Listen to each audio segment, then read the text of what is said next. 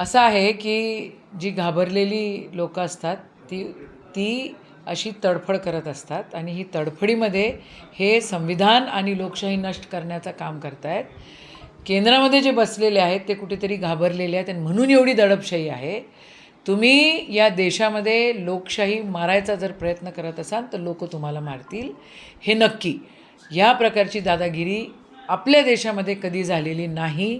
संविधानाची तोडमोड अशी ह्याच्या आधी कधी झालेली नाही. केजरीवालांना 2 मुख्यमंत्री त्यांनी जेलमध्ये टाकायचा प्रयत्न केलेला आहे आणि टाकलेले आहेत. काँग्रेस पक्षाचे सगळे अकाउंट फ्रीजच नाही केले, त्यांनी ते रिकामे पण केलेले आहेत. म्हणजे आम्ही कुठंच गेलो नाही पाहिजे, आम्ही प्रचारही केला नाही पाहिजे, हे कसं काय आहे? आज हे असं करतायत तर उद्या परत जर सत्तेत आले तर संविधान तोडल्याशिवाय हे राहणार नाही, ही वास्तविकता आहे. या सगळ्या गोष्टींचा निषेधच आहे. मग काय गळचेपी नाही होत आहे तर मग काय?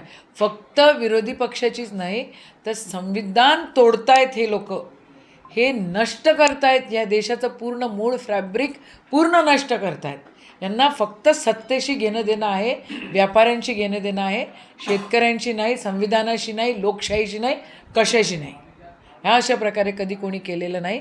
हे जे करतायत ना, हे देशातली जनता यांना नक्कीच सबक शिकवेल असं माझं पर्सनल मत आहे.